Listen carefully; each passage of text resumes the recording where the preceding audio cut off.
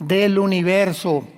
Esta es la tercera conferencia y la cuarta que seguirá después, donde terminaremos esta miniserie misteriosa acerca de lo que esconde el universo. Una de las cosas más importantes de la vida cristiana es que el cristiano es una persona que comienza a descubrir en la Biblia misterios y secretos escondidos ante el mundo gentil, o sea, ante las personas que no sean cristianas. Esta es la razón, por ejemplo, para que podamos entender esto, por la cual se han escondido los restos de los gigantes. Escuchen lo que les voy a decir con mucha atención. Porque la Biblia revela que este mundo estuvo habitado antes que nosotros, y entre el nacimiento de Adán hasta el diluvio, en estos 1500 años aproximadamente, hubo una serie de híbridos en el mundo llamados los Nefilim. Y después del diluvio continuó esta raza de gigantes, Nefilim, que fueron híbridos. Dice la Biblia que no van a resucitar y que acabó con ellos el rey David. Esto lo encontramos en 2 Samuel 21, donde David acaba con los últimos gigantes que quedaban en la tierra. Muy bien. ¿Por qué los han escondido? ¿Por qué este misterio? ¿Por qué estas cosas que son tan obvias a través de la arqueología, la paleontología? Es muy fácil de explicar. El mundo ha traído la mentira más grande en todas las universidades, que venimos de un proceso de evolución. Se ha enseñado la teoría jamás se ha demostrado ni se demostrará que sea científica. Entonces, al mundo, entre paréntesis, pseudocientífico, yo le llamo más bien ciencia ficción, han tratado de ocultar todo lo que la Biblia revele, han tratado de contradecir la creación bíblica, porque junto con esta teoría de la evolución viene la teoría de cómo comenzó el universo. Y los científicos, es imposible que científicamente puedan concluir cómo se originó el universo, porque para que sea científico tiene que ser repetitivo, ¿verdad? Los científicos observan, miden y tienen que demostrar en laboratorio, en tubos de ensayo, lo que ellos quieran calificar como científico. Entonces es imposible, porque nadie estuvo cuando existió el universo, corroborar cómo existió el universo. Y la Biblia nos muestra claramente que Hebreos capítulo 11, versículo 2, por la fe entendemos que el universo fue hecho de lo que no se veía, se hizo por la palabra de Dios. Y esto no solamente es creer algo a secas o algo completamente no objetivo, subjetivo, sino que la Biblia nos da las pruebas, escúchame bien, nos da las evidencias científicas de que así fue hecho. Por ejemplo, la teoría de la evolución es completamente contradictoria científicamente. ¡Qué ironía! La segunda ley de la termodinámica establece que todo se descompone, todo se oxida, todo se echa a perder, contradice la teoría de la evolución. La biología, a través de los aminoácidos, demuestra científicamente, la medicina, que es imposible la evolución por razón de los aminoácidos, que son los ladrillos que conforman la vida. Y finalmente, la física, la misma ley de la entropía, de la segunda ley de la termodinámica, y la cerecita en el pastel, que acabó con la teoría de la evolución, fue en 1954, cuando los doctores Crick y los doctores Watson les dieron el premio Nobel de Medicina porque descubrieron el ácido desoxirribonucleico, que es el ADN. La molécula del ADN, que demuestra que el esperma de un chango no se puede mezclar con una cabra, el de un gato con una gata, el de un caballo con una burra. Es imposible la mezcla genética de los espermas de las aves, de las frutas, de los animales y de los seres humanos. Cosa que deshace totalmente, por lo cual no se ha encontrado la mutación entre una especie y otra especie. Y cuando el ser humano se ha atrevido a violar las leyes que están establecidas desde el Génesis capítulo 1, versículo 11 al 13, que Dios puso a cada cosa según su género, según su especie. Los equinos van a ser caballos, los caninos van a ser perros, otros van a ser felinos, etcétera, etcétera. Cuando vemos esto, es donde comprobamos realmente que la Biblia es más moderna que el periódico de mañana en la mañana. Entonces, al mundo científico, al mundo ateo, ahorita se llama el wokismo, o la izquierda, o el comunismo, o el socialismo, o los que están en contra completamente de todos los valores morales.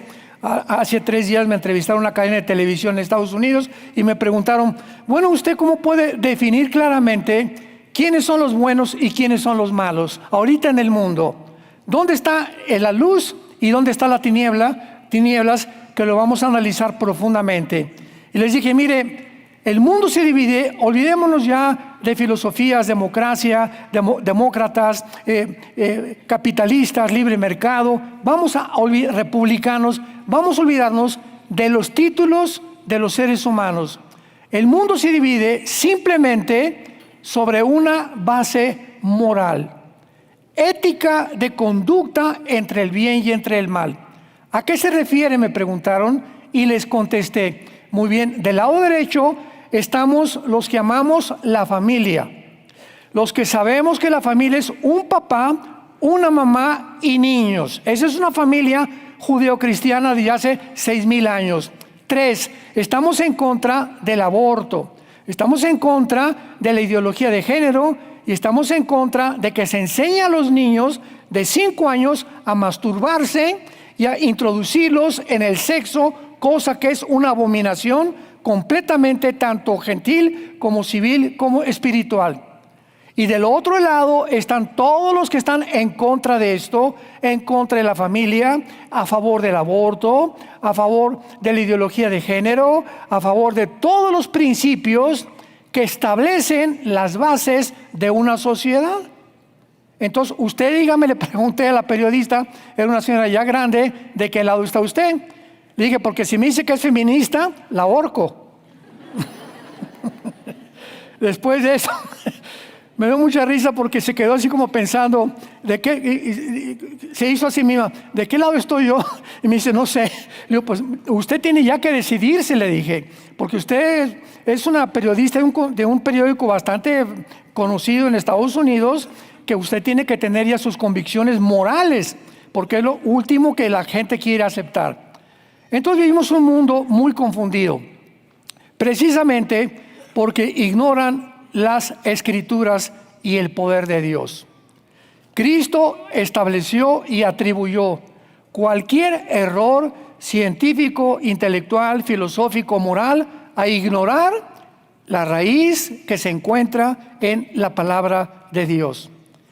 Y así como la teoría de la evolución, tenemos la de los gigantes y tenemos también la de las pirámides.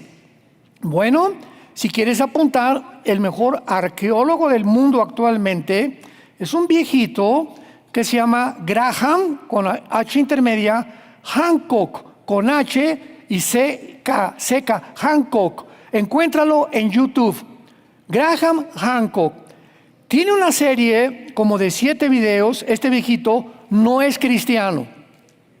Él ha viajado toda su vida, en estos videos lo vas a ver, estudiando las ruinas de los mayas, de la pirámide de Giza, las de Machu Picchu en Perú, las de Stonehenge en Inglaterra, y todo lo que es arqueología de hace 4 o 5 mil años. Ha dado su vida investigando quién pudo cargar piedras de 12 toneladas para las pirámides de Giza en Egipto, acomodarlas de tal forma cuando hace 4.500 años aproximadamente no había ni siquiera sierras de esmeril ni de punta de diamante, donde puedes meter una hoja en medio de las dos piedras, porque además en más de 15-20 kilómetros del Cairo ni siquiera habían esas piedras. ¿A quién se le ocurrió en Machu Picchu, en Perú, subir a una colina piedras de 10-15 toneladas y hacer ahí monumentos cuando abajo los podrían haber hecho? En fin, este arqueólogo dice, es que es imposible, así concluye, que ningún ser humano se haya atrevido a hacer estos monumentos. Van en contra de la razón, en contra de la ingeniería aerodinámica, en contra de la ingeniería civil, en contra de la aerodinámica, en contra de todos los principios establecidos. No es posible que las pirámides tengan una infraestructura de impermeabilización que haya durado casi 4.000 años contra el viento, los granizos, las lluvias, cosa que no hay un solo material en el mundo actualmente que pueda contener esa resistencia. Además, ¿quién orientó a las pirámides? Al norte, al sur, al este y al oeste. Las de los mayas, las de Maya Quiché, las de Stonehenge y las de Israel y las del mundo entero. ¿Cómo es posible que hace 4.000 años, cuando no había transporte, ni había celulares, ni había teléfonos, se comunicaran los de mayas o los que hicieron los mayas con los de Machu Picchu, con los de Egipto, para que hicieran las mismas estructuras con el mismo peso de las piedras y alineadas a los 4 puntos cardinales del universo? El viejito Graham Hancock concluye y dice, fueron los extraterrestres. Y tú sintonizas Calvary Chapel, ¿verdad? Que es una organización religiosa muy grande en el mundo. Puedes sintonizarte todos los canales de televisión que hablan de esto, como National Geographic, Discovery Channel, y todos están de acuerdo. Los extraterrestres pisaron el mundo antes que nosotros. De ahí viene la famosa Atlántida también, donde hay la Antártida que esconde secretos. Y de esta forma, todo esto está escondido porque la Biblia nos habla claramente que nuestro mundo fue habitado antes que nosotros por los ángeles caídos. Y lo encontramos, lo vamos a ver en Isaías 14, Ezequiel 28, Ezequiel 31, etcétera, etcétera, etcétera. Entonces, antes de que estuviéramos nosotros, hubo una civilización de ángeles. ¿Dónde vamos a Génesis capítulo 1? Vamos a comenzar desde ahí. Quiero irme con muchísima lentitud para que puedan ustedes ir absorbiendo, entendiendo por qué es un misterio el universo a la mente humana no espiritual. El capítulo 1 del Génesis, versículo 1 y 2, ya nada más entrando a abrir la Biblia, hay una gran controversia entre lo que pasó entre el versículo 1 y el versículo 2. Y entre todos los teólogos del mundo, no hay más que 2 opciones. Las vamos a ver y tú vas a probar con cuál te quieres quedar, de acuerdo al peso teológico que vamos a ofrecer y a las evidencias que vamos a ofrecer, porque así es la Biblia. Yo vengo a estudiar la Biblia y voy a un seminario fulano de tal y recibo una educación formal donde muchas cosas me esconden de versículos de la Biblia, porque había teólogos hace 40, 50 años que no lo podían explicar. Entonces yo tengo la responsabilidad como estudiante de la Biblia, amante y apasionado por la verdad, de escudriñar, de investigar, de inquirir y de buscar respuestas. Porque esa es la responsabilidad. Siempre que voy a un seminario teológico de estudiantes que me gusta muchísimo, les digo eso a los estudiantes. No se queden, al salir del seminario, ya eres doctor en teología, ya tienes un máster en teología, ya tienes esto. No se queden ahí, sigan investigando, Sigue estudiando, sigue buscando, porque nunca dejaremos de ser discípulos. Nunca, ni en la otra vida tampoco. Dice Isaías capítulo 2, versículo 2, que vamos a ir al monte de Jehová en el milenio a seguir oyendo a Jesucristo, seguir enseñándonos. Así que siempre estamos dispuestos a ¿qué cosa? A aprender.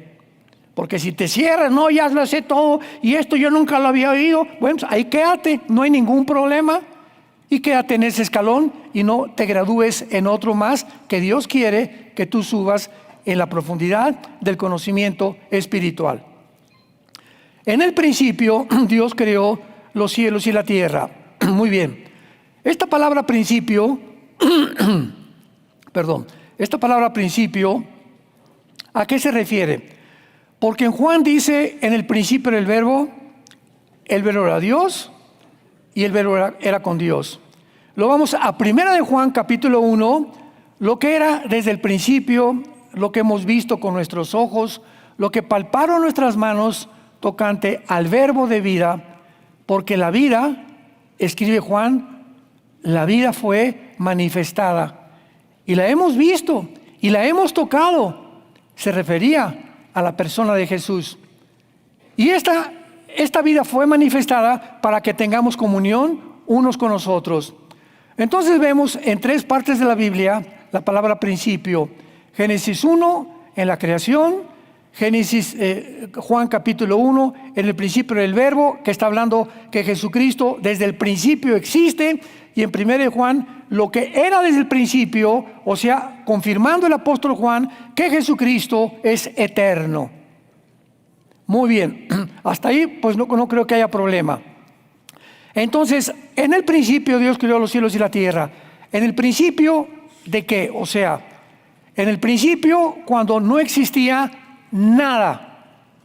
Ni los ángeles, ni Lucifer, ni los querubines, ni los serafines, ni el ser humano, nada. En el principio, todo el universo tuvo un principio. Muy bien. De acuerdo a la física, si tuvo un principio, tiene que tener un fin. Lo que comienza, tiene que terminar. Y lo corrobora la física y lo corrobora la Biblia.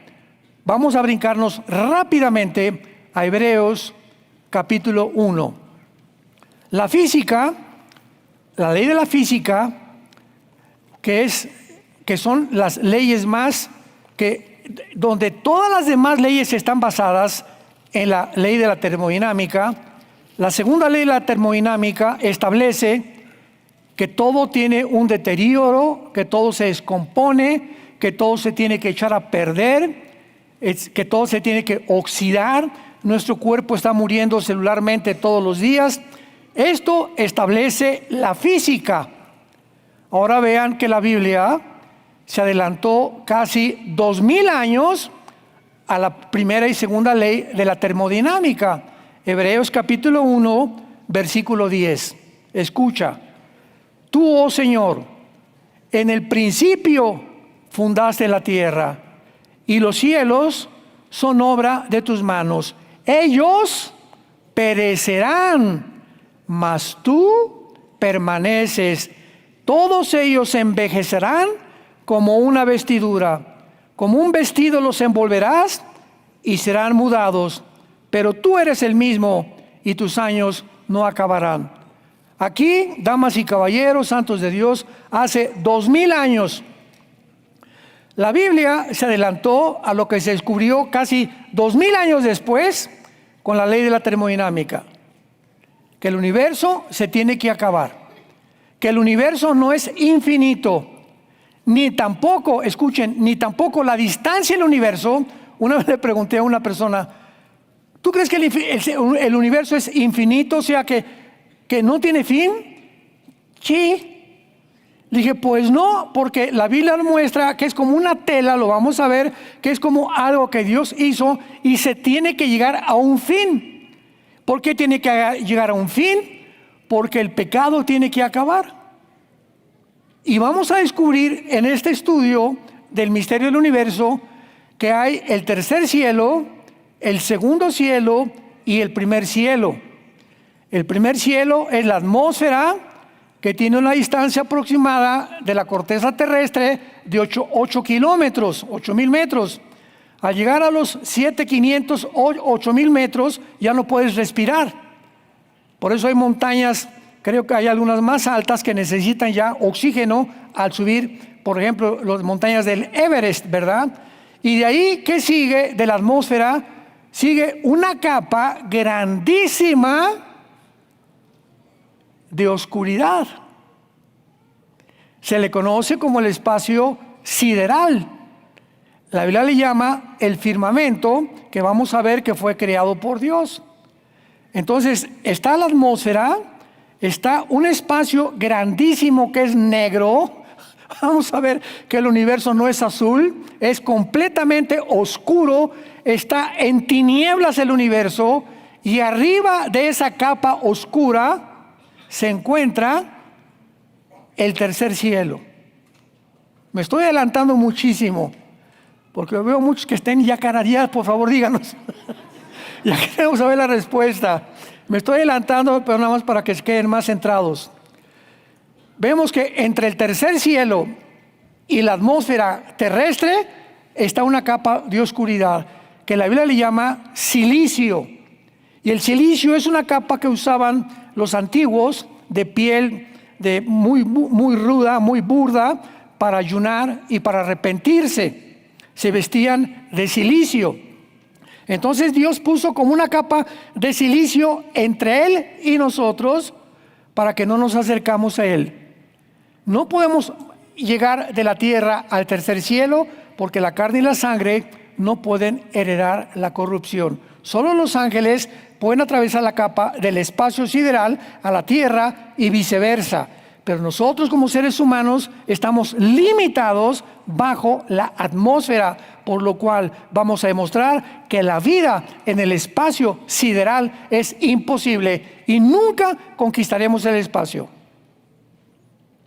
Porque esa zona está prohibida, está oscura, está en tinieblas, porque Dios nos dio la tierra, nos dio la atmósfera y debajo de la tierra para que pudiéramos nosotros en este planeta subsistir. Muy bien, regresamos a Génesis 1. Y entonces, en el principio, Dios creó los cielos y la tierra. Vemos entonces que es importante, todo tuvo un principio. No hay nada que haya existido eternamente, solo Dios es eterno. Pero todo lo que existe tuvo un principio, todo tiene que terminar. Todo, el sol pierde millones de toneladas masa cada segundo. Tú levantas hoy en la noche la vista al cielo y ves las estrellas que ya no existen. Lo que tú estás viendo es una luz, y esa estrella que tú crees que estás viendo tiene 15 millones de años que ya desapareció. Pero como la luz viaja de tal manera en el espacio que lo que estás viendo es la luz de una estrella, de un objeto que ya desapareció.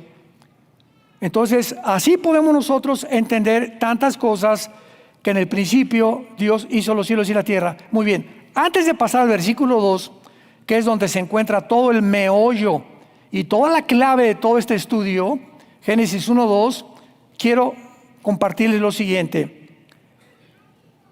En el principio Dios hizo los cielos y la tierra. En el hebreo dice Bereshit bara Elohim hasamayim et eretz. 7 palabras en hebreo. El versículo 1 tiene 7 palabras en hebreo. Síganme con mucho cuidado. No son cuernos, ¿eh? Lo me saca el hermano y dice, sacó cuernos. La palabra del medio, ETH, en el hebreo, la palabra del medio, o sea, vemos que son 3 a la izquierda y 3 a la derecha. Y vemos desde el versículo 1 el candelero, la luz. En medio es Jesús, 3 a la derecha y 3 a la derecha son 6. El 6 es el número del ser humano. Jesús en medio del hombre es el que lleva a la humanidad a la estatura completa. Sin Jesús estás incompleto. Bueno, eso es una cosa nada más. Entonces vemos nosotros que esa letra del medio, ETH en el hebreo, es la letra que significa el alfa y la omega. Ahí está el primer versículo de la Biblia, que durante todo el Antiguo Testamento, yo soy el alfa y el omega. Viene Jesucristo y se atribuye y se adjudica este título: yo soy el alfa y la omega. Entonces, desde el principio de la Biblia, nosotros encontramos que realmente el alfa y el omega, el principio y el fin, es Dios. Y deja su marca desde el primer versículo de la Biblia para decirnos qué cosa. Muy bien. Si desde el principio Jesucristo deja un sello en la letra de en medio de este versículo, yo soy el alfa y el omega, que es la primera letra del alfabeto griego y la otra del griego, la última del griego, está diciéndonos Dios: si yo soy el principio, solo yo les puedo revelar el principio. Obvio. Y solo yo, si soy el principio, y si yo hice el universo, les puedo revelar el final. Yo soy el alfa y el omega, el principio y el fin. ¿Dónde? Vengan a la Biblia y van a encontrar la revelación que no encuentran en ninguna librería de los billones de volúmenes de literatura que hay. Y les voy a mostrar cómo estuvo la situación y por qué se encuentran como se encuentran ahorita. Y les voy a decir cronológicamente, apegado a la historia humana, todos los imperios que va a haber hasta que venga el anticristo, todo lo que va a suceder en el mundo, lo que está pasando ahorita en esta última semana, para que ustedes, al checar la Biblia, dijo Jesús en Juan, se acuerden que yo se los dije anticipadamente y crean que yo soy. Más evidencias no podemos tener. Esta semana nos han llovido, como ustedes no se imaginan, personas que quieren entrevistas, podcasts de lo que está pasando en el Medio Oriente. Yo solamente les he dicho una cosa: Israel, independientemente si son buenos, si son malos, si el gobierno es bueno, si es malo, es corrupto como todos los gobiernos, si Netanyahu tiene la culpa o no tiene la culpa, bla, bla, bla, independientemente de todo lo que se diga, Israel es una entidad que Dios escoge en la Biblia, para que a través de ellos venga el Mesías y tengamos las Escrituras. Una entidad, un grupo de personas que fracasaron en el Antiguo Testamento, apostataron y se profetizó, y los profetas dijeron: va a venir tiempos peores para ustedes. Y la Biblia nos dice en el Nuevo Testamento que van a apostatar también, y hasta el final, cuando que venga Cristo, se van a convertir. Sin embargo, Israel es una entidad que llega, que es expulsada de Babilonia, llevada a Babilonia, la primera cautividad, después es exiliada en el año 70 después de Cristo, y casi 2000 años después regresan a su tierra con su cultura, su idioma, su religión, sus costumbres y su política. 2000 años fuera de su tierra, ninguna nación los pudo absorber. Se forma la nación de Israel en el 48 y las Naciones Unidas votan. Se llama la resolución 242, que establece la tierra es de los árabes. Y sin embargo, a pesar de esta resolución, en el 48 los atacan, en el 56, en el 67, en el 73, y los siguen atacando. Es la única nación del mundo que no ha podido vivir un solo día en paz. Ahora, ¿cómo es posible que este minúsculo pedazo de tierra, casi del estado de Virginia, de Estados Unidos, en medio de más de 30, 40 millones de árabes, cómo es posible que haya sobrevivido? Y que sigan sobreviviendo cuando los podían aniquilar como aplastar una cucaracha. ¿Por qué han sobrevivido? porque dice Amós 9, 14 y 15, cuando regresen, o sea, en el 48, de aquí en adelante el 48 a nuestros días, nadie los va a arrancar de su tierra. ¿Qué nos quería decir simplemente Dios? Lo siguiente, es la evidencia más grande, Israel, de que Dios existe. Es una evidencia de la existencia y la fidelidad de Dios a sus pactos.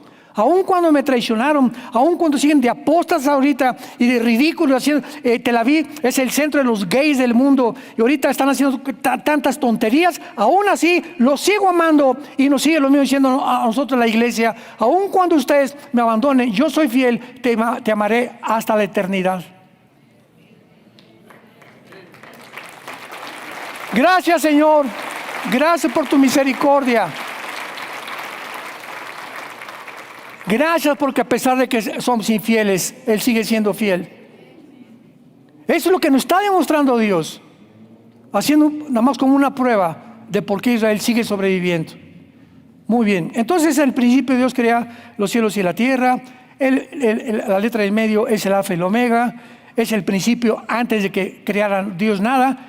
Y entonces en el versículo 2, de una forma abrupta, de una forma intempestiva, de una forma completamente desconocida, que va en contra de cualquier ley gramatical, se establece que la tierra estaba, vean ustedes en primer lugar, desordenada y vacía.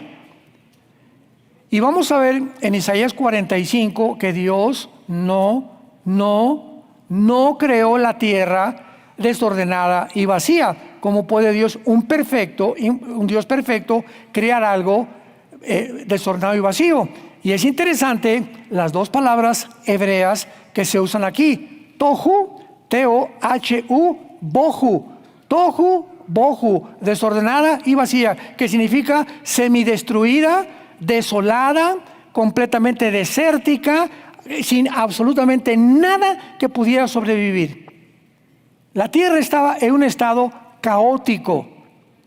Y la tierra del versículo 1, en el principio Dios hizo la cielo y la tierra. Esa palabra tierra es la palabra Eretz, con Ed Enrique, Eretz, T y Z al final, que significa tierra como la conocemos ahorita.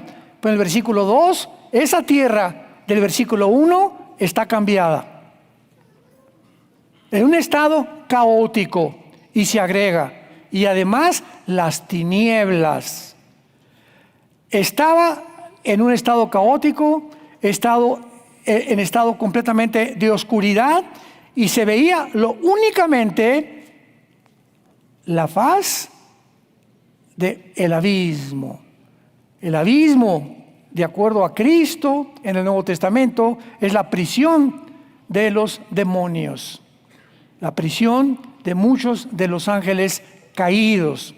Entonces vemos nosotros que encontramos una tierra completamente desordenada, vacía, desértica, con tinieblas, con el abismo, y al mismo tiempo, en este estado en que estaba la tierra, el Espíritu de Dios se movía sobre el globo terráqueo, dice la Biblia, el Espíritu de Dios sobre las aguas.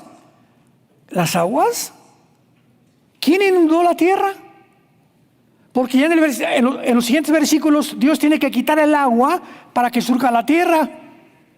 En el versículo 1 no estaba tapada de agua la tierra, era la palabra Eretz. Y es interesante que cuando dice el Espíritu de Dios se movía sobre las aguas, la palabra movía es la palabra en el hebreo que significa merachepet, como suena merachepet en el hebreo. Y es la palabra que se usa de una gallina cuando se pone sobre sus huevos y los empolla. O sea, el Espíritu Santo parecía, es la imagen que se nos da, como una gallina sobre sus huevos empollándolos. Ya ven que la gallina llega y se pone sus huevitos, ¿verdad? Porque no pueden empollar si no están debajo de la gallina. Entonces el Espíritu Santo se sentó como una gallina sobre el mundo y le dio la vida al planeta Tierra. Cuando profundizamos la Biblia encontramos tantas cosas tan maravillosas. Pero veamos entonces a continuación claramente cómo podemos contener todos estos misterios.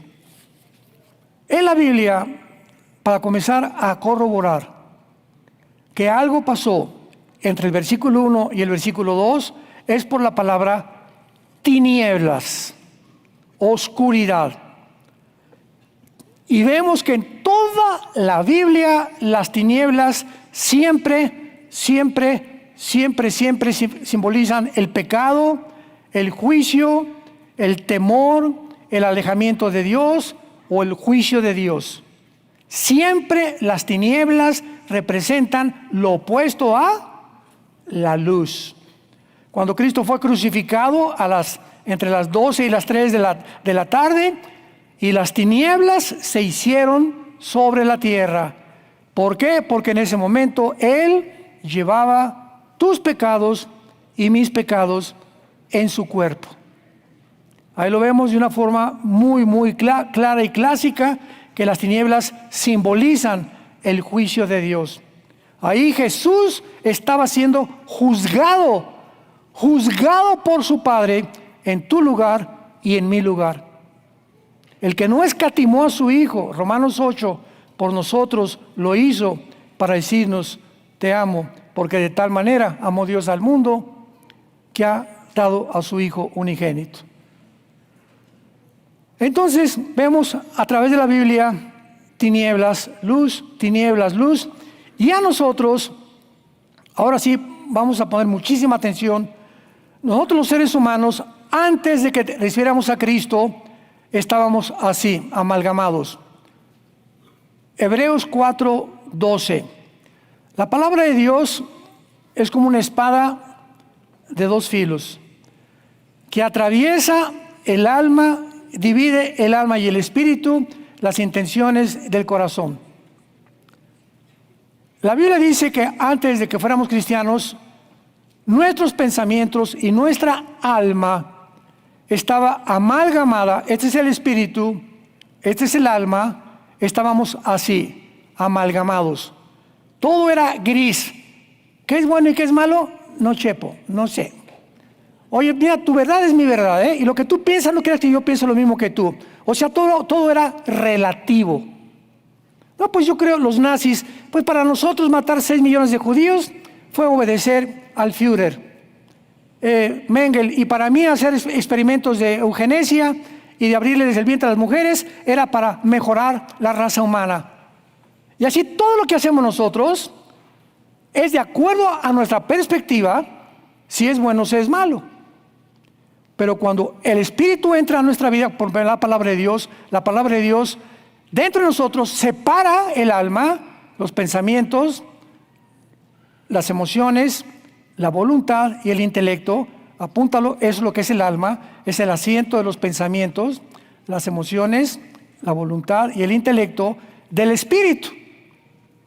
Y el espíritu es la única luz que teníamos antes de que Jesucristo entrara a nuestra vida en la persona del Espíritu Santo.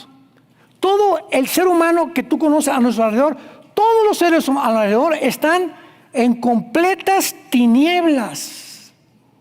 En completas tinieblas. A lo bueno le dicen malo, a lo malo no saben ya qué es el bien y qué es el mal. Entonces nosotros se nos abren los ojos y venimos a la Biblia y entendemos el mandamiento: Adán, de ese árbol del conocimiento del bien y del mal no comas. ¿Por qué? Porque no quiero que ustedes determinen lo que es bueno y lo que es malo. Papacito, ¿sí me entendiste, Adán?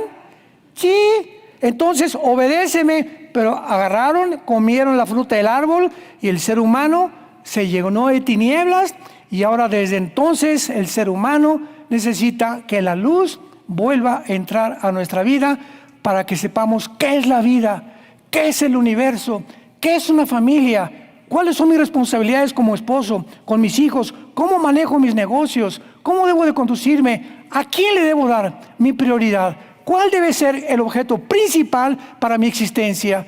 Y la respuesta es Dios. Mateo 6:33, mas buscad primeramente, búsquenme, ven a mi palabra diario, ten comunión conmigo diario. Y llega, ¿sabes qué te digo, Pepito? Carmelita, Pancho, don Pancho, doña Chole, que todo lo demás te lo doy por añadidura. Yo sé lo que necesitas. Yo sé con quién te tienes que casar, el hombre con el quien tienes que casar. No busques a tu novio en la discoteca, por el amor de Dios. Ni a tu novio en una disco, ni en una fiesta. No busques en lugares donde no vas a encontrar lo que yo tengo para tu vida. No andes buscando, búsqueme a mí. Y en charola de plata te lo regalo. Tu gansito marinela.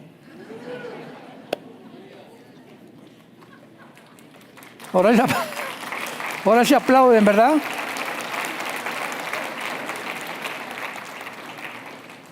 Entonces ya estamos comenzando a entender que vivimos en un universo que esconde misterios, porque todo está escondido a la mente natural del ser humano. Vayamos rápidamente a la primera carta a los Corintios, capítulo 2, y veamos de qué forma tan excelsa el apóstol Pablo nos revela esto que el ser humano no comprende si no tiene al Espíritu de Dios. Vas a entender tantas cosas hoy de por qué funciona como funciona el mundo espiritual. 1 Corintios 2, versículo 10 en adelante. Pero Dios nos las reveló. O sea, ¿qué cosas nos revela Dios?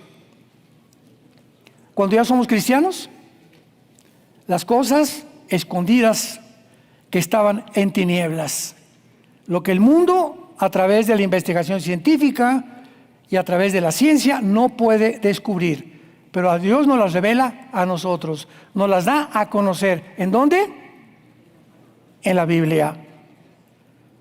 Por el Espíritu. Si no tienes el Espíritu, siempre tu vida será en tinieblas.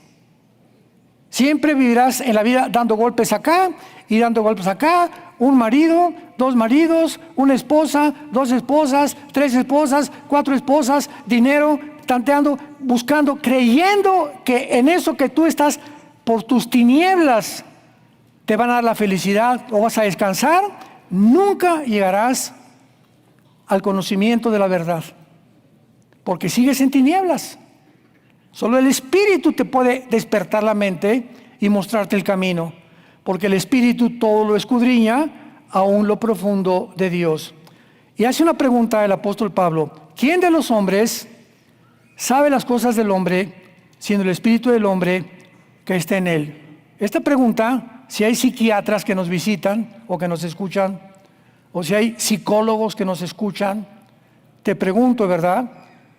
Un señor llamado Freud, a principios del siglo XX, trató de meterse en la mente humana y descubrir cómo funciona la mente humana para poder mejorar la conducta del ser humano.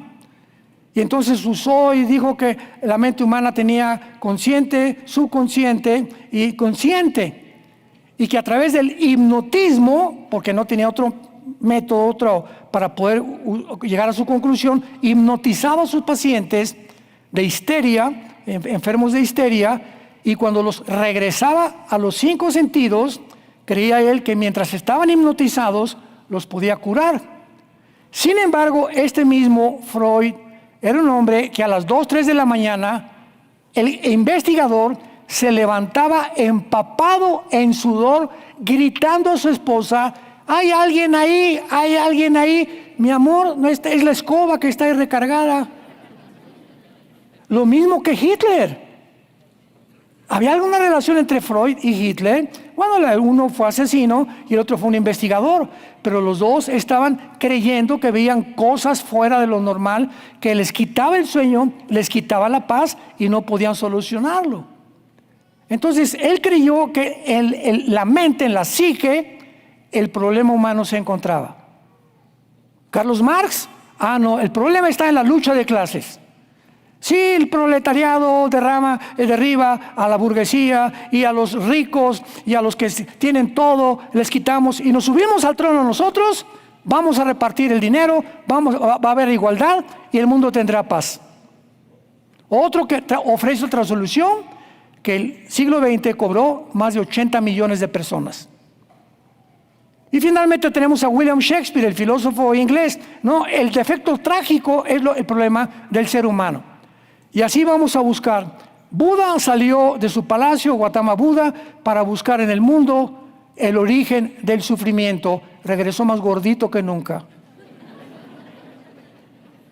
Mahoma tuvo unas revelaciones que se le apareció, dizque el ángel Gabriel, en estado de catalepsia, en estado completamente anormal de conducta, donde desarrolla una conducta en su libro El Corán de la mitad para adelante, en que si tú no eres del Islam, te mueres y te corto la cabeza.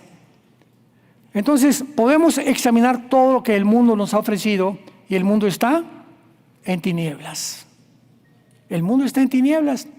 Ahora lo explica aquí el apóstol Pablo para acabar versículo 12. Y nosotros no hemos recibido el espíritu del mundo, que es el espíritu de las tinieblas, sino el espíritu que proviene de Dios, para que sepamos lo que Dios nos ha concedido, lo cual hablamos con palabras enseñadas por sabiduría humana, sino con las que enseña el espíritu, acomodado lo espiritual y espiritual. Versículo 14 es la clave.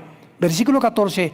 Pero el hombre natural es la persona que no tiene la luz, que no tiene a Cristo, que no ha nacido de nuevo. Esa persona no percibe las cosas que son del Espíritu de Dios, porque para él son, claro. Oye, ¿cómo es que la Biblia, y Dios manda a matar a los cananitas, y pura sangre en la Biblia, y llena de contradicciones? Burro, porque necesitas luz.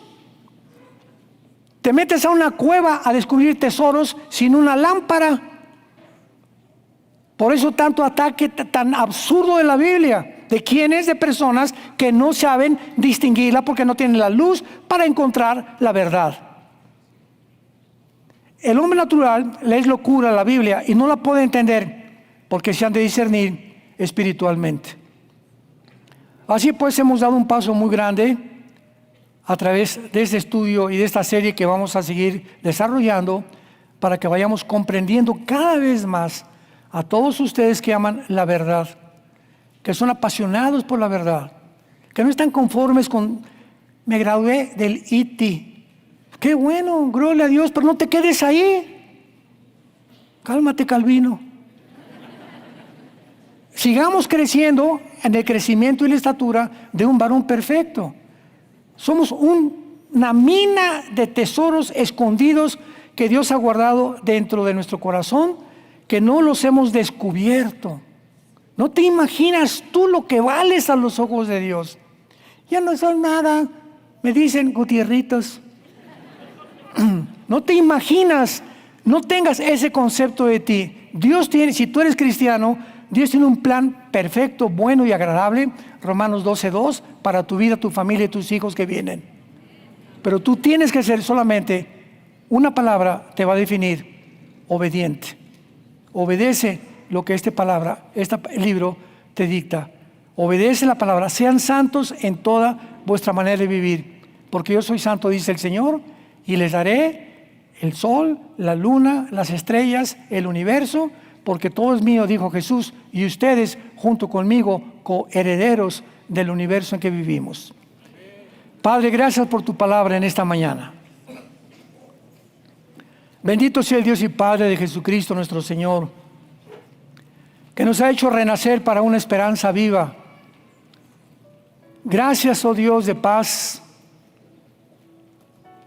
por tu Hijo Jesucristo, el pastor de las ovejas y del pacto sempiterno, por el pacto de sangre, para que tú puedas guardarnos de todo mal y nos puedas acondicionar para hacer las obras que son agradables delante de ti. Gracias, Jesús, por tan grande sacrificio. Queremos pedirte ahora por México. Como un cuerpo, como una iglesia, te pedimos por nuestro gobierno en México. Danos gracia con el gobierno. Te pedimos por la señora Claudia Sheinbaum, por todos los senadores, diputados los magistrados de la Corte Superior de Justicia, que tú, Señor, les abras el entendimiento y el corazón para que te descubran que eres real y México pueda verdaderamente tener un camino lleno de luz y de verdad, de comprensión de la vida y de entendimiento de la razón por la cual existimos. Y si hay alguien en esta mañana que no tenga a Jesucristo en su vida, simplemente dile: Jesús, mi vida está en tinieblas, lo reconozco y tú eres la luz del mundo, y tú dijiste que el que te siga nunca permanecerá en esas tinieblas. Entra a mi vida, Jesús, en este instante como mi Señor y mi Salvador. Creo que pagaste con tu sangre en la cruz por mis pecados y que resucitaste a los 3 días. Gracias por tan grande salvación. Gracias por sus vidas. Que Dios los guarde y los proteja siempre e ilumine sus rostros para que sigan el camino de la verdad y la vida. En el nombre de Jesús. Amén. Bueno, pues vamos a iniciar este nuevo noticiero profético con el título Haciendo un análisis del falso tratado de paz. Así he querido titularlo porque está la cosa muy, pero muy revuelta en cuanto a todo lo que está sucediendo últimamente. No cabe duda que esta reunión que hubo en Egipto este pasado domingo, con 20 naciones y el presidente Trump encabezando toda esta organización de naciones árabes que se reunieron a su alrededor del presidente de Estados Unidos, ha despertado muchísimas controversias, hipótesis, especulaciones, comentarios acerca de lo que se encuentra detrás, que si se van a cumplir los pactos o los acuerdos que se llevaron a cabo, qué tiene que ver esto relacionado con la Biblia, en fin. Todas estas cosas pues las vamos a tratar en este noticiero profético y vamos en primer lugar a comenzar de una vez por todas estableciendo que este tratado de paz o acuerdo de paz o convenio de paz, como le queramos llamar, que se llevó a cabo allá en Egipto, no tiene nada que ver con el tratado de paz de la Biblia, o sea, el tratado que el anticristo va a hacer con Israel.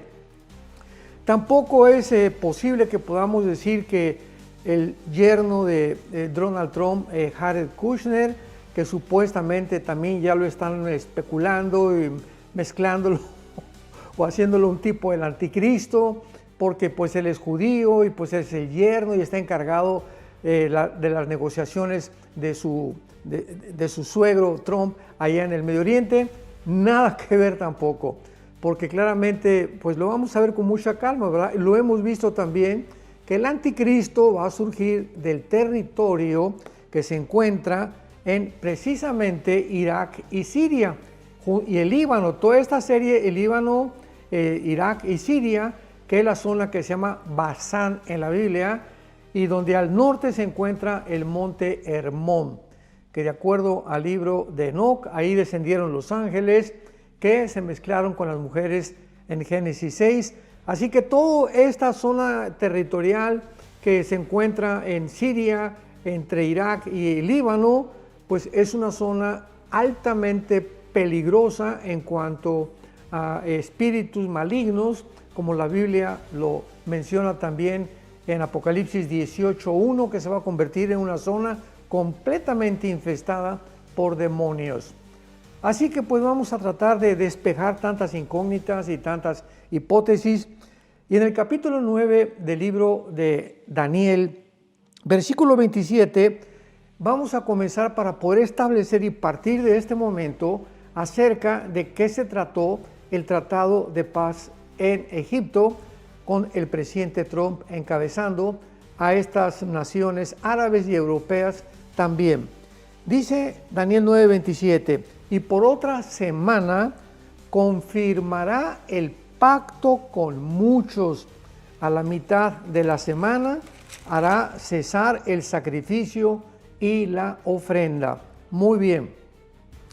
Este capítulo de Daniel Es un capítulo importantísimo dentro de los 12 capítulos que tienen todo el contenido de las profecías de Daniel, porque Daniel se encontraba muy preocupado estudiando el libro de Jeremías. Descubrió que ya se iba a cumplir los 70 años del cautiverio o el exilio de los judíos en Babilonia. Entonces, cuando él se dio cuenta de que ya estaba a punto de cumplirse esto, recibió una carga muy grande en su corazón, pensando, bueno, ¿qué va a pasar después? Ahora que regresen todos los judíos a Israel, ¿habrá Dios acabado ya con nosotros? ¿Habrá terminado ya Dios con nosotros? Ya ese reino que mencionaron los patriarcas y los profetas ya no va a tener validez por causa del exilio y de nuestra rebelión y pecados en contra de Dios. Entonces, en medio de todo este análisis que Daniel estaba haciendo, ¿qué fue lo que hizo? Se hincó de rodillas, comenzó a orar y tuvo un ayuno de casi 3 semanas. Muy bien, durante todo este periodo de tiempo, Dios manda un ángel, al ángel Gabriel, que es el ángel mensajero de Dios. Lo manda a Daniel para explicarle claramente todo el programa que Dios tenía para la nación de Israel, para el templo judío nada más.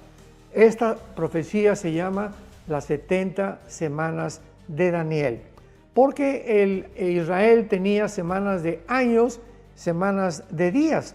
Así que las semanas donde está esta profecía se relaciona con semanas de años.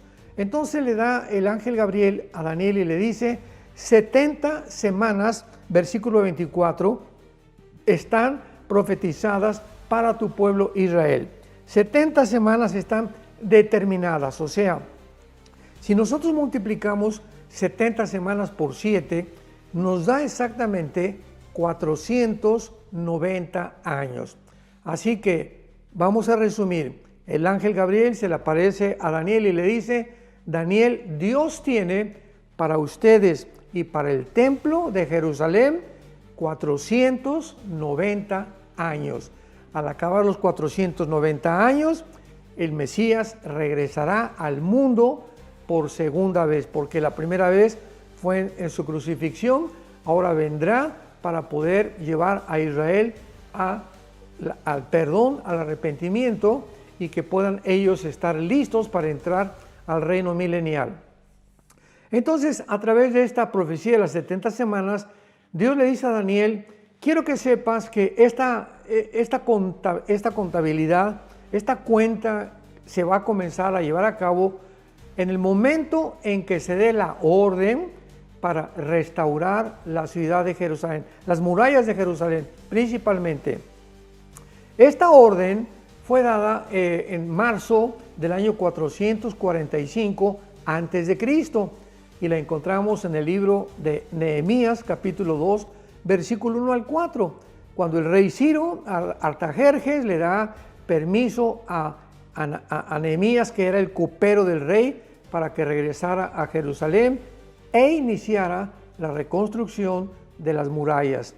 Muy bien, entonces desde el marzo del 445 hasta el domingo de Ramos, cuando Cristo entra a Jerusalén, se cumplen matemáticamente de una forma asombrosa y milagrosa, solamente Dios lo pudo hacer.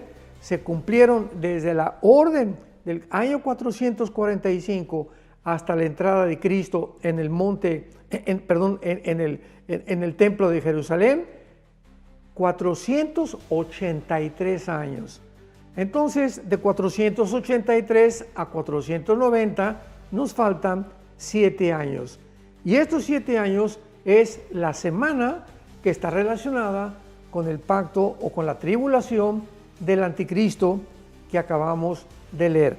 Lo vuelvo a leer otra vez, ahora sí lo pueden muchos de ustedes entender. Y por otra semana, versículo 27, o sea, por otros 7 años confirmará el pacto con muchos, a la mitad de la semana hará cesar el sacrificio y la ofrenda.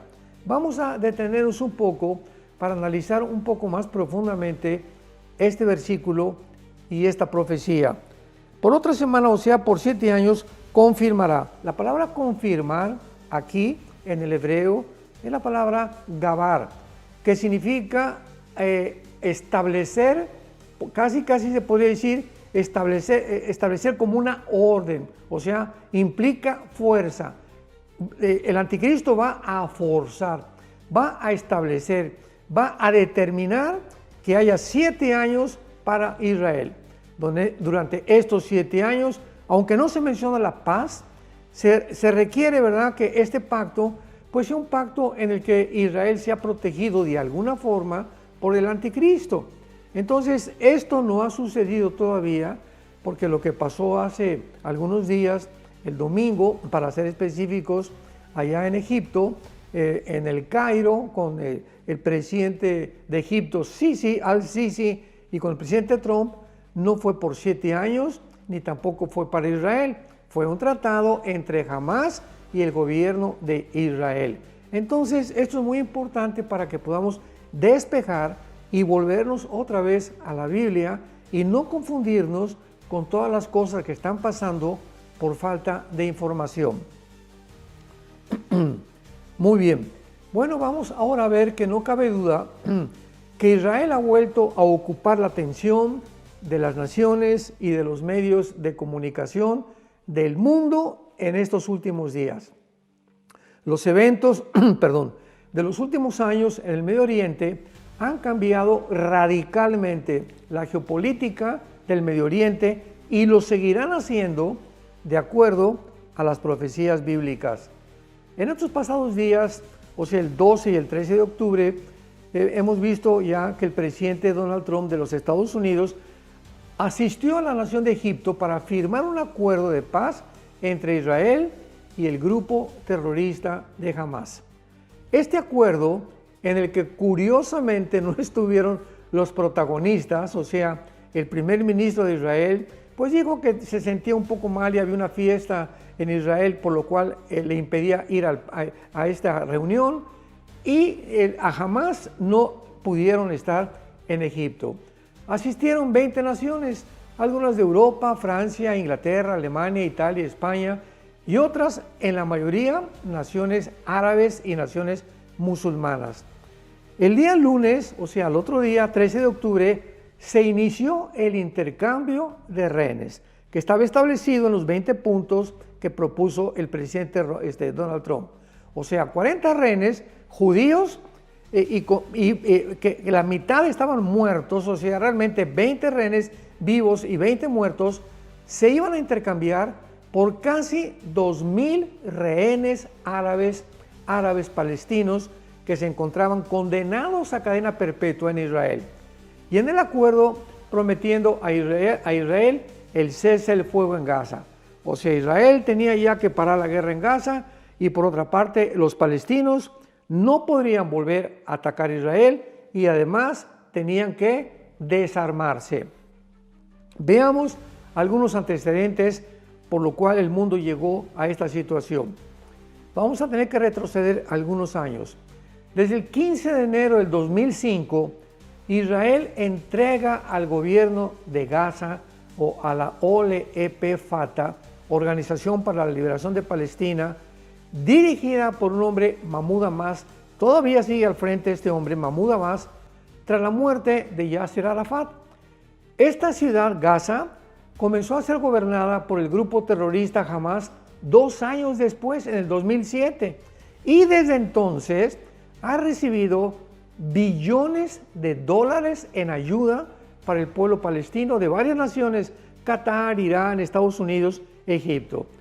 Toda esta ayuda económica fue usada y ha sido usada para construir una red de más de 500 kilómetros de túneles debajo de escuelas, hospitales, casas particulares, etc. Además, este dinero fue usado para la construcción de mansiones de los líderes de Hamás que vivían en Qatar, en la nación de Qatar, que se encuentra junto al Golfo Pérsico. El día 7 de octubre del año 2023, Más de 1000 terroristas palestinos atraviesan la frontera con Israel para asesinar, lapidar, masacrar cruel y sanguinariamente a más de 1000 judíos civiles, bebés, niños, jóvenes, adultos y ancianos. Y además se llevaron 250 rehenes a la ciudad de Gaza. En un verdadero, este sí fue un genocidio desde el tiempo de los nazis. El gobierno de Israel, lógicamente, inició la persecución de todos estos terroristas que se habían escondido en la ciudad de Gaza. Sin embargo, se enfrentan al entrar a Gaza con un enemigo diferente, que no tenían uniforme, escondido detrás de civiles con ropas de niños, de mujeres, bombas escondidas en los hospitales, en los colegios y en las casas particulares por el grupo de Hamas. La reacción del mundo fue inusitada y descomunal, pues en lugar de protestar por esta matanza y reclamar que devuelvan a los rehenes, comenzó una ola mundial a favor de este grupo terrorista Hamas, declarando y cantando que desde el río hasta el mar sacaran completamente a Israel. La mayoría, esto es muy importante, de las universidades de los Estados Unidos ya habían sido envenenadas por esta ideología de izquierda marxista, pro aborto, antivalores judíos cristianos y a favor de la ideología de género, mediante billones de dólares de donaciones que hizo Qatar a todas estas universidades, incluyendo Columbia de Nueva York, Harvard, Princeton, Yale, Baylor, etcétera, etcétera.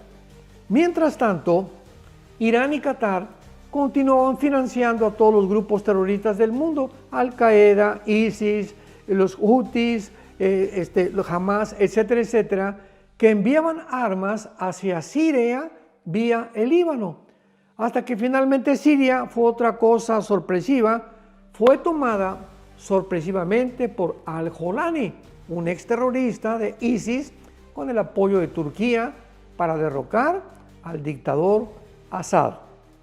Una vez detenido este envío de armas usadas contra Israel, Estados Unidos continuó la obra y llegó a Irán bombardeando varios sitios de centrifugadoras de uranio en Irán.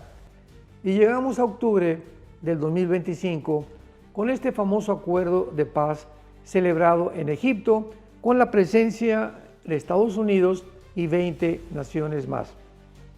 Pero antes analicemos algunos antecedentes muy raros y misteriosos de este supuesto acuerdo de paz. Veamos algunos antecedentes. Muy bien. Número 1. Qatar ha sido el centro del terrorismo internacional. Es la nación junto a Irán que ha financiado y continúa financiando y sosteniendo a todos los grupos terroristas del mundo.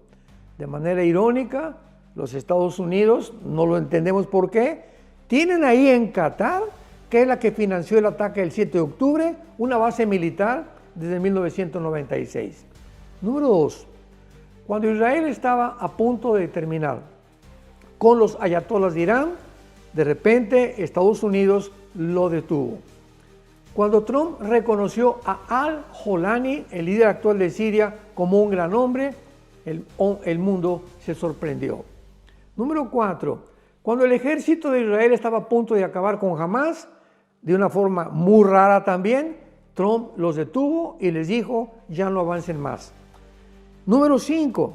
Se le ordena a Netanyahu que le pida perdón a Qatar por haber bombardeado su capital, Daja, y haber matado a 5 líderes de Hamas escondidos ahí, siendo que Qatar es el responsable de la matanza del 7 de octubre del año 2023.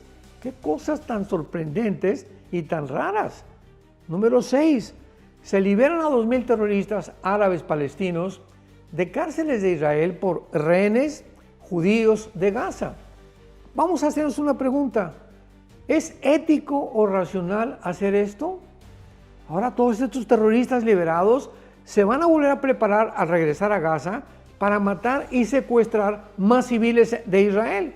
liberan a 20 rehenes, pero van a ser ahora cientos de muertos los que van a matar estos hombres que acaban de liberar. Ahora, otra pregunta, ¿cuáles serán las probabilidades de la seguridad de millones de ciudadanos israelíes que quedarán amenazados por otro genocidio futuro de estos terroristas liberados? Ahora Hamás aprendió que matar y secuestrar personas sí funciona, por lo que lo volverán a repetir en un futuro próximo. Lo que envalentona a los árabes, principalmente a los terroristas, es conocer la debilidad de su enemigo. Número 7. Se firma un convenio de 20 puntos entre Israel y Hamás en Egipto con 20 naciones de testigo. La mayoría, repito, enemigas de Israel. Pero extrañamente no estaban los principales protagonistas, Netanyahu y los líderes de Hamás. Se acuerda un cese al fuego que ya entró en vigor de parte de Israel y que Hamás se ha desarmado y no lo vuelve a atacar. Algo que nunca lo van a cumplir. Recordemos esto, Hamás y ningún grupo terrorista ni ningún grupo radical islámico jamás cumplirá ninguna promesa y ningún convenio y ningún tratado de paz que vayan a firmar. Además, ahora Gaza será controlada y gobernada por un grupo de tecnócratas. ¿Quién es un tecnócrata? Son personas que están especializadas como ingenieros, arquitectos, antropólogos, que van a encargarse, supervisados supuestamente por algunas naciones árabes como Qatar, Egipto y Estados Unidos. Entonces son los que están planeando ahorita qué hacer con la ciudad de Gaza. Ahora, podemos imaginarnos a un nuevo gobierno de islámicos de vecinos de Israel. Si veamos lo que hizo Hamás, imaginémonos un gobierno islámico que se forme en Gaza como vecinos de Israel. Y número 8, los terroristas islámicos radicales jamás han respetado ni respetarán nunca ningún acuerdo que se haga con los infieles. Los infieles son los que no son musulmanes, porque su moral es siempre mentir a sus enemigos. Como botón de muestra tenemos el acuerdo de Oslo en 1993, que se rió Yasser Arafat, se carcajeó cuando regresó al Medio Oriente, burlándose de lo que se había hablado en este acuerdo de paz. Cuando un grupo terrorista llamado, por ejemplo, Septiembre Negro, que fue dirigido por Yasser Arafat, asaltó la Villa Olímpica en 1972 en la ciudad de Múnich, Alemania, para pedir rescate y liberar prisioneros y yihadistas. La primera ministra de Israel en aquel entonces, Golda Meir, dejó muy clara la política de Israel. Israel nunca negociará con sus enemigos. Por supuesto que todos los atletas secuestrados más tarde fueron muertos dentro de un helicóptero cuando uno de los terroristas les aventó una granada dentro cuando ya los iban a sacar. Número 9, el presidente Trump ha sido alabado actualmente, victoriado en Israel, es el héroe actualmente de Israel, el presidente Trump, por la liberación de los rehenes. Y claro que esto ha sido lo único bueno de toda esta negociación. Aunque sabemos el precio altísimo que se ha pagado y que se pagará en el futuro. Hoy alaban a Trump en Israel, pero debe recordar que una semana antes de su crucifixión hicieron lo mismo con Jesús. Alabado sea Jesús el domingo de Ramos, y 5 días después los que lo alababan lo crucificaron. El mundo no ha cambiado. Ahora vamos a hacernos algunas otras preguntas. ¿Cuál es el futuro bíblico entonces para Israel? ¿Qué es lo que le espera a Israel en todo este conflicto en el cual está involucrado y vuelve a ocupar los encabezados de los medios de comunicación, de los periódicos, de la atención de las naciones y del mundo? En el libro de Zacarías, en el Antiguo Testamento, capítulo 12, encontramos una profecía muy, pero muy interesante que define claramente el futuro de Israel. Dice así, Zacarías 12, versículo 2 y 3. He aquí yo pongo a Jerusalén por copa que hará temblar a todos los pueblos. Contra Judá en el sitio contra Jerusalén. Y en aquel día pondré a Jerusalén por piedra pesada a todos los pueblos, y los que se la cargaren serán despedazados. Bien que todas las naciones de la tierra se juntarán contra ella.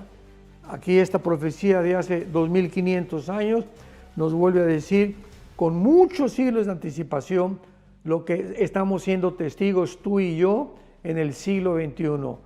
Jerusalén e Israel vuelve a ocupar una nación tan chiquita, casi del tamaño del estado de Virginia en Estados Unidos, de Nueva Jersey, otra vez el centro de las noticias del mundo entero. Todo está girando alrededor del Medio Oriente, tal como la Biblia lo profetizó. Esto es muy importante porque Israel no va a descansar de aquí a que Jesucristo regrese. El tratado que se acaba de firmar ahorita, vamos a esperar, se va a violar. De alguna forma, otra vez va a haber guerra, va a continuar siendo agredido Israel por sus enemigos, porque el mundo está ciego por este falso acuerdo de paz. Pues Israel claro que ha tenido 20 rehenes de regreso, qué bueno emocionalmente. Es maravilloso abrazar a tu hijo que lo han tenido ahí durante 2 años en túneles, ¿verdad? Casi muertos de hambre y de sed. Pero el precio de su seguridad nacional y el peligro potencial que su misma gente enfrentará en el futuro, teniendo a sus enemigos de vecinos que han jurado desde el siglo eliminarlos, será muchísimo, pero muchísimo más grande. O sea, hay 2 responsabilidades morales. Una, todos los padres anhelamos que nuestros hijos, ¿verdad? Imaginémonos que secuestran a tu hijo, secuestran a mi hijo, pues estamos esperando abrazarlos y qué momento más glorioso, sobre todo después de 2 años que no los veían. Esta es la reacción de cualquier padre, pero la reacción de un gobierno civil, entendamos esto, somos personas inteligentes para poder discernir la realidad. Los gobiernos, ¿qué responsabilidad tienen? Proteger a sus ciudadanos. Entonces, el gobierno de Israel rescata a 20 rehenes, pero al mismo tiempo síganme con cuidado, saca a 2000 asesinos, que son la mayoría personas con un odio, pero un odio profundo en contra de la nación de Israel, para que regresen a Gaza, para que los sigan entrenando como terroristas de Hamas o de otros grupos terroristas, y para que regresen otra vez a Israel a matar 4 o 5 veces más ciudadanos de Israel. Así que pues el gobierno, ¿verdad?, de Israel tenía esa obligación. Lo que había dicho Golda Meir, ¿verdad?, es mejor que mueran 10 a que mueran 500,000. Es mejor que muera 1 y no que mueran 50. Pero en fin, esta es la forma tan absurda, antiética de este gobierno civil que ha obrado de esta manera. Pues sí, ¿verdad? Vuelvo a repetir, la gente está feliz emocionalmente. Aquí tengo a mi hijo, a mi hija, a mi sobrino, etcétera, etcétera, sin saber lo que se les viene en el futuro, porque viene un ataque muchísimo más grande en los próximos meses o en los próximos años, otra vez en contra de esta nación que está profetizado que no va a durar los ataques hasta que Jesucristo regrese. Finalmente, la guerra, dice el profeta Joel en el capítulo 3 en el Antiguo Testamento, dice lo siguiente acerca de lo que sucederá con Israel y la razón, escuchemos esto, la razón por la cual será la tercera guerra mundial. Esto es impresionante. La Biblia nos muestra que la causa de la próxima guerra mundial, el famoso Armagedón, Ezequiel 38-39, Zacarías capítulo 14, Apocalipsis capítulo 16, la causa será la nación de Israel. Dice Joel capítulo 3, porque aquí que en aquellos días, está hablando el final de los días, en aquel tiempo haré volver la cautividad de Judá y de Jerusalén. Reuniré a todas las naciones y las haré descender al valle de Josafat, que es el valle del Megido, ahí en Israel. Y allí entraré en juicio con ellas a causa de mi pueblo Israel, mi heredad. Escuchemos lo que dice Dios: a quien ellas esparcieron entre las naciones y repartieron mi tierra. Y echaron suerte sobre mi pueblo y dieron a los niños por una ramera y vendieron a las niñas por vino para beber. Se vienen días muy difíciles en contra de la nación de Israel.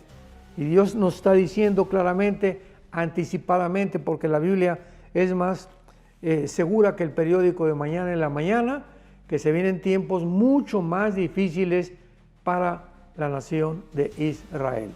Y como todas las naciones en el mundo, nunca es el pueblo el culpable, el pueblo son los gobiernos. Podemos poner, por ejemplo, el pueblo venezolano es precioso. ¿Cuál es el problema? El gobierno. El pueblo de Brasil es precioso. ¿Cuál es el problema? El gobierno. El pueblo cubano es precioso. ¿Cuál es el problema? El gobierno. Y así vemos que en todos los lados, igual que en Europa o que en África o que en el continente americano, los gobiernos se han corrompido. Y lo mismo le ha pasado al gobierno de Israel. No se puede negar que el gobierno de Israel está corrompido también. Pero esto no significa que el pueblo, cuando hablamos de Israel o apoyamos a Israel, estamos apoyando el derecho que Israel tiene de su tierra bíblicamente. Entonces hay que tener que diferenciar entre el gobierno y el pueblo. Cuando estamos a favor de Venezuela, no es a favor del gobierno de Venezuela. Estamos a favor del pueblo venezolano que se ha liberado. Y pasó lo mismo en Gaza, nada más que se tergiversó completamente por el odio antisemita del mundo. ¿Cuál es el problema de Gaza? Los gazatíes, los habitantes de esta región junto al mar Mediterráneo, pues la mayoría, ¿verdad?, quieren comer, quieren trabajar, etcétera, etcétera. ¿Cuál es el problema de Gaza? El gobierno que tienen. ¿Qué gobierno tienen? Un grupo terrorista llamado Hamas, que ha usado el dinero que le han mandado de Qatar, de Egipto, de Estados Unidos, billones de dólares para la ayuda, para los hospitales, para gimnasios, para escuelas, para comida, que este gobierno de Hamas, de terroristas, lo usaron para construir 500 kilómetros de túneles debajo de escuelas, debajo de hospitales, debajo de casas particulares, bombas en las casas particulares, principalmente donde había familias con niños, para usarlos como escudos humanos. Entonces, qué increíble, ¿verdad?, que cuando estos terroristas salen de Gaza para atacar y el 7 de octubre de 2023 y masacrar a más de 1000 civiles, el mundo haya reaccionado de una forma completamente antirracional, completamente psicopática. ¿Cómo es posible que hayan reaccionado? En lugar de que diga el mundo, ¿verdad?, pues que saquen al gobierno de Venezuela y liberen a los venezolanos. Todos estamos apoyando eso. Que acabe el gobierno de Cuba y que liberen a los cubanos. Todos estamos a favor de eso. Entonces todos deberían haber hecho lo mismo. Que saquen al grupo de Hamas y que liberen a los gazatíes de este gobierno que los está oprimiendo, que los está matando y usándolo como escudos humanos. Pero no reaccionó hacia el mundo. Favorecieron al grupo terrorista.